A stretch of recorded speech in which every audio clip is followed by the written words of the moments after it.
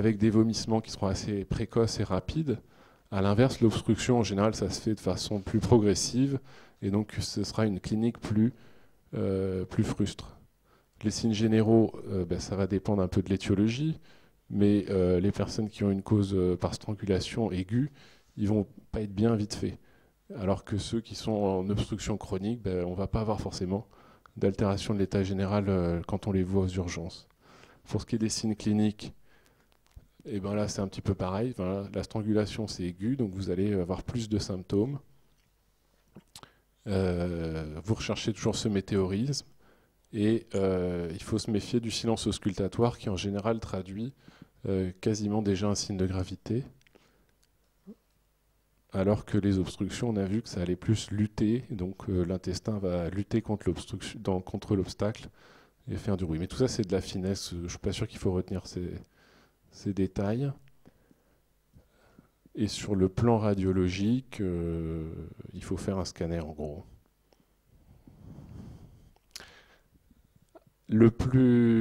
Après, il faut que vous demandiez, donc on a dit, comment faire la distinction entre une cause au niveau de l'intestin grêle ou au niveau du côlon.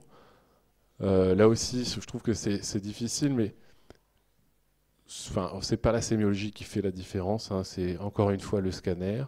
Mais en gros, les causes d'occlusion du grêle, il faut avoir en tête la bride, donc il faut chercher les cicatrices, l'antécédent de cicatrice, et il faut qu'il puisse faire une bride. Donc, et c'est très aigu, quoi. Donc voilà, c'est des signes de douleur aiguë. Ils ont eu mal dans la journée, ils sont venus le soir.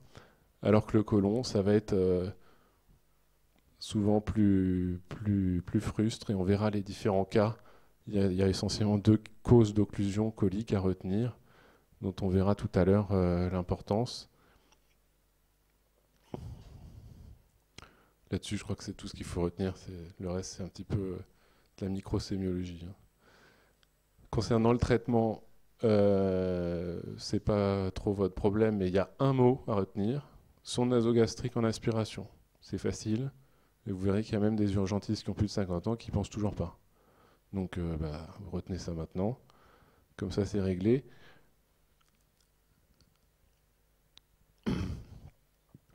Donc en dehors de ça, il faut aussi réhydrater les malades. Donc, comme ils vont être à jeun du fait de la sonde nasogastrique, il faut leur poser une voie veineuse périphérique et donc les hydrater, en s'aidant évidemment des résultats du ionogramme.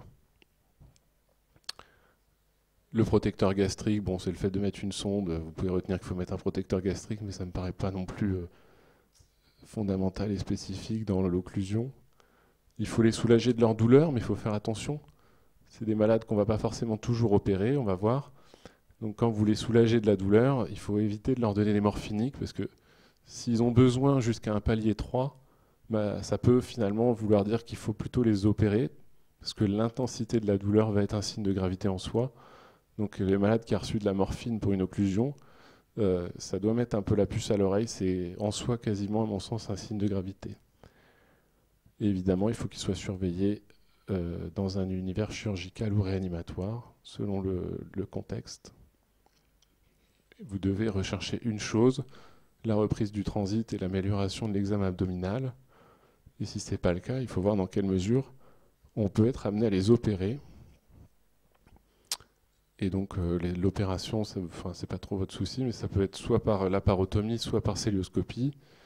Et le but de l'opération, c'est de lever l'obstacle, qui soit une bride. Il faut sectionner la bride, ou si c'est une obstruction, il faudra soit dériver l'intestin, soit réséquer la zone obstruée.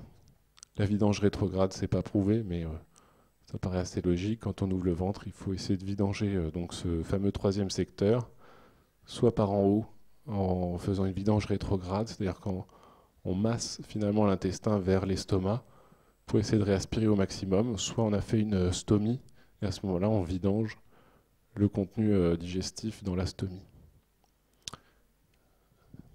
Donc maintenant, on va voir, pour finir, quelques tableaux qui sont finalement les plus fréquents. C'est plus là-dessus que vous devez vous centrer. L'occlusion sur bride, donc je vous l'ai dit tout à l'heure, c'est le plus fréquent. Donc ça fait partie des causes mécaniques par strangulation. Et ça peut être une urgence chirurgicale, mais pas toujours. Donc c'est un début brutal. Les gens ils vous disent voilà, j'ai eu mal à telle heure et j'ai un arrêt des matières et des gaz depuis. Je gonfle, je suis météorisé, je vomis. Et ils vomissent, ils vomissent alimentaire et vident leur estomac. Et ensuite ils vomissent bilieux, ils vomissent vert. Donc parfois il y en a qui n'ont pas vraiment d'arrêt enfin ils ont un arrêt des gaz, mais là c'est AMG, c'est arrêt des matières et des gaz. On a mis un constant parce qu'en réalité, ils peuvent avoir un arrêt des gaz, mais ils vous disent qu'ils ont encore eu quelques selles. Et donc ça, c'est un piège, puisque on peut avoir une vidange du côlon, malgré le fait qu'on a voilà, une vidange du segment d'aval au début de l'occlusion. Donc voilà, c'est des signes qui sont précoces, qui sont aigus. Le météorisme, bon, on peut l'avoir ou on peut ne pas l'avoir, ça dépend à quel moment ils sont examinés. C'est plutôt des gens qui ont une abolition des bruits hydroaériques, qui n'ont pas forcément de défense. S'ils sont à un stade initial, la défense, ça va être un signe de gravité pour les opérer, ça va être une traduction de la souffrance digestive et donc de l'ischémie de l'intestin grêle, voire de la perforation s'ils ont nécrosé et perforé. Bon, la biologie, c'est toujours la même. La présence d'un syndrome inflammatoire doit alerter sur la survenue d'une complication de cette occlusion et peut être un argument pour les opérer également. Donc ça, c'est un exemple d'occlusion sur bride. Donc on reprend l'ASP debout. Donc on voit là des niveaux hydroaériques qui sont plus larges que hauts, qui sont plutôt centraux. Vous voyez celui-là par exemple, vous en avez plusieurs, vous avez des anses là comme ça vous avez plusieurs niveaux, donc ça veut dire que l'occlusion elle est sur l'intestin grêle. Pourquoi? Parce qu'on voit donc ces fameuses valvules connivantes qui sont ces traits blancs qui traduisent donc la distension de l'intestin grêle. Vous les voyez là, les traits blancs qui vont de part et d'autre de la paroi, et la distension aérique de l'intestin grêle, donc c'est ça. Niveau hydroaérique, c'est ça. Donc ça c'est une bride au niveau de l'intestin grêle distal, puisqu'on a finalement beaucoup de niveaux et on voit bien que ça se passe assez bas du coup.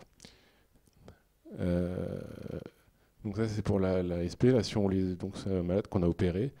Donc on voit très bien ici, donc la bride elle était en fait entre, ça c'est l'épiplomb, donc le grand omentum qui générait une bride qui était tendue, donc cette fameuse corde tendue dans le ventre. Et vous aviez cette anse grêle là, qui est complètement noire, qui avait souffert, donc là qui est complètement ischémique et qui est dévitalisée en réalité. Donc c'est une patiente qui aurait perforé si on ne l'avait pas opérée. L'évolution de ça, c'est une perforation, une péritonite. Donc ça se résèque, on ne peut pas laisser ça dans le ventre. Donc il faut réséquer jusqu'à ce que ce soit rose ou à peu près comme ça. Et on ne peut pas faire de couture digestive, ou parfois on en fait, ça dépend, enfin bref, soit on leur fait une stomie, soit on leur fait une résection anastomose. Donc elle, voilà, elle avait été aspirée, et puis ensuite on l'a opérée. Alors deuxième exemple, c'est un peu historique, on n'en voit plus trop, mais bon, c'est un diagnostic à connaître. L'iléus biliaire, ça veut dire quoi? Ça veut dire l'occlusion du grêle par un calcul biliaire. Donc c'est quoi le mécanisme? D'abord, il faut faire des calculs dans la vésicule, il faut en faire un très gros. Et ce calcul, il faut vous imaginer qu'il va boucher le collet de la vésicule, que la patiente ne va pas être opérée, parce que sinon on n'irait pas jusque-là. Donc c'est quelque chose qui passe inaperçu. Le calcul érode la vésicule et le canal cystique, et comme ça, dans des phénomènes inflammatoires, vous pouvez avoir un contact avec le duodénum, vous avez un passage du calcul de la vésicule jusqu'au duodénum. Donc une fistule cholécysto-duodénale qui se fait dans le temps, et ce calcul va ensuite migrer dans l'intestin et se bloquer au niveau de la valvule de Bohin. Donc ça, vous n'en verrez pas tous les jours, mais on en voit encore. Ça s'appelle un iléus biliaire, et c'est ça le mécanisme. Donc finalement, c'est à l'interrogatoire, il faut rechercher des épisodes de colique hépatique ou de douleur de l'hypochondre droit qui auraient pu expliquer cette migration du calcul. Et cliniquement, ça va être une occlusion plus ou moins à clapet selon la taille du calcul. Et donc souvent, ça se traduit par ce qu'on appelle le syndrome de Koenig. C'est un élément sémiologique à connaître, qui n'est pas spécifique de l'illus biliaire. Vous pouvez l'avoir également sur une occlusion sur une sténose iléale, notamment la maladie de Crohn. Donc c'est des gens qui ont des douleurs abdominales, qui vont céder par une débâcle diarrhéique. Et ça traduit tout simplement la lutte contre l'obstacle lors des douleurs paroxystiques. Et ensuite, vous avez une libération, vous avez une transit sur un mode débâcle. Voilà pour l'iléus biliaire. La particularité sémiologique en radiologie à l'ASP, mais plus particulièrement au scanner, c'est que vous pouvez voir ce calcul radio-opaque au niveau de la fosse iliaque droite à l'ASP, clairement dans l'intestin au niveau de la valvule sur le scanner. Et la particularité, c'est qu'il y a une aérobilie souvent. L'aérobilie, c'est la présence d'air dans les voies biliaires. Et donc ça se voit au scanner. Ça peut se voir à l'ASP, mais enfin, c'est quand même plus difficile. Et donc vous avez une image aérique qui donc moule l'arbre biliaire. Les signes biologiques, il n'y a rien de spécifique. Qu'est-ce qu'il y avait d'autre à dire sur l'iléus biliaire? Voilà, enfin, c'est quand même quelque chose de très très rare. Donc c'était un tableau, je vous ai dit à peu près tout ça. Le traitement, c'est la chirurgie. Il faut retirer ce calcul et retirer si possible la vésicule et fermer donc la communication avec le duodénum. Voilà. Mais bon, par rapport à l'occlusion survride, c'est 1000 fois moins fréquent. Hein. On va parler maintenant de deux derniers cas. Le volvulus sigmoïde et après on verra l'occlusion sur tumeur colique. Volvulus du sigmoïde, c'est fréquent, il faut connaître. C'est un mécanisme donc obstructif, enfin, c'est une occlusion mécanique. C'est colique et c'est par strangulation. En fait, vous avez globalement, c'est des patients qui préalablement sont porteurs ce qu'on appelle un dolichomégasigmoïde ou dolichomégacolon. C'est des gens qui ont un côlon particulièrement mobile au niveau du sigmoïde et donc qui va avoir une facilité à se vriller sur lui-même, notamment dans sa portion donc mobile qui est le sigmoïde. Donc c'est des gens souvent qui ont un terrain de constipation chronique depuis plusieurs années, qui sont particulièrement ballonnés, parfois ils sont sous traitement particulier, antidépresseurs, tricycliques notamment. On le voit de plus en plus chez les parkinsoniens également. Et donc, ce n'est pas des gens qui vont vomir, parce que c'est un phénomène d'occlusion colique, donc vous avez une distension d'amont, mais vous savez que la valvule de Bohin, qui est au niveau du carrefour iléocécal, c'est une valvule anti-retour, donc ils n'ont pas forcément de distension du grêle en amont de cet obstacle colique. Donc les gens qui ont une valvule qui est continente, qui marche normalement, n'ont pas de vomissement lors d'une occlusion colique. Ils ont un arrêt des matières et des gaz. Le volvulus, c'est quelque chose d'aigu sur un terrain particulier. Et ils ont un abdomen particulièrement météoroisé parce que la boucle sigmoïdienne est particulièrement distendue. Et donc ça crée un météorisme important. Ils ont un toucher rectal normal. Et globalement, c'est tout ce qu'il faut retenir. Ils peuvent avoir une défense de la faucille à gauche. Ça traduit une souffrance de cette boucle sigmoïdienne volvulée. Une image pour vous montrer. Donc c'est ça. C'est l'image du U inversé. Vous avez ici le côlon qui est particulièrement distendu. Vous voyez ce que je vous ai dit tout à l'heure, les ostrations. Là, elles sont particulièrement importantes, donc on ne voit pas. Mais voilà, vous avez ça. Là, vous avez le côlon qui est renversé avec un liseré blanc entre les deux. Et on voit mieux sur cette image. Le U inversé, c'est typique d'un diagnostic de volvulus du sigmoïde.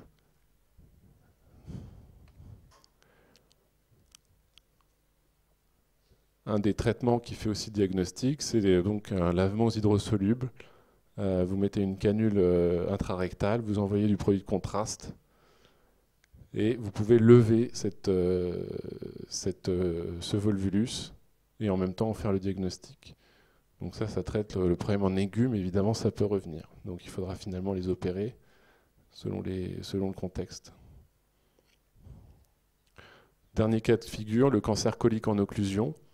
Donc on a dit, c'est une forme d'occlusion mécanique, donc sur la forme d'une obstruction endoluminale par épaississement pariétal. Alors souvent, là, les maîtres mots, ça va être l'interrogatoire essentiellement, pour rechercher un contexte de cancer. C'est pas quelque chose qui s'est passé en 2 jours. Donc c'est des gens qui vont avoir un amaigrissement, une altération de l'état général, peu de vomissements pour les mêmes raisons que celles que je viens de vous énoncer pour les occlusions coliques. Et donc il faut rechercher tous les signes de l'item cancer du côlon, la rectorragie, les antécédents et donc l'altération de l'état général. Sur le long terme, là c'est marqué état général conservé, mais en pratique, il faut essayer de rechercher si un amaigrissement récent involontaire dans les 6 derniers mois. C'est pas quelqu'un qui va beaucoup moins bien en 24 heures. C'est un phénomène qui s'est installé sur plusieurs semaines. L'urgence de ce diagnostic, c'est le dernier truc que vous devez retenir de ce topo. L'urgence dans le cancer colique en occlusion, c'est la perforation du cécum. Alors pourquoi la perforation du cécum? Si on a un cancer du côlon gauche, par exemple, qui est occlu au niveau du sigmoïde, en fait, vous avez une distension en amont, et la zone là où il y a le plus de pression, c'est le cécum, parce que c'est la zone la plus distale quand on remonte en amont, et qu'ensuite vous êtes bloqué par la valvule. Donc si la personne vient avec un tableau de cancer colique en occlusion, vous palpez la fosse iliaque droite. Si vous avez une défense, c'est qu'il y a une souffrance du cécum.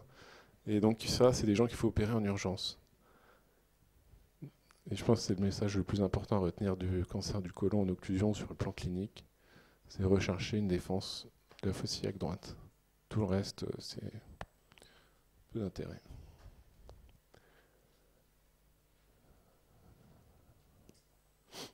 Bon, ça c'est une image pour vous dire que c'est une occlusion colique. Les niveaux, vous avez vu, sont plutôt périphériques que centraux. On voit bien sur cette image debout. Et sur l'ASP couché, on distingue que c'est une distension du côlon parce qu'on voit pas ces valvules connivantes comme dans l'intestin grêle, mais on voit donc les ostrations qui sont les vaguelettes qui représentent la paroi du côlon. Une image d'opacification rétrograde qui n'est pas obligatoire. On voit beaucoup mieux ici l'obstacle pariétal avec un épaississement sur le scanner. Donc c'est vraiment le scanner le meilleur examen. L'opacification, c'est si besoin, c'est pas forcément à retenir à 100%. Le dosage des marqueurs tumoraux pour faire le diagnostic, faites très attention, surtout quand vous êtes avant de passer l'internat, parce que il faut pas marquer que faut pas remarquer que les marqueurs sont à visée diagnostic, c'est pas bien. On va vous enlever des points. C'est à visée pronostic et de suivi. Mais en pratique, vous verrez qu'on fait assez facilement les marqueurs quand on pense qu'il y a un cancer. Mais c'est pas bien de le retenir. Donc voilà, le scanner, vous voyez la sténose, la jonction colique, distendue, non distendue, avec l'épaississement pariétal, et vous cherchez des signes de souffrance du cécum en fosse iliaque droite. Voilà, je vous remercie.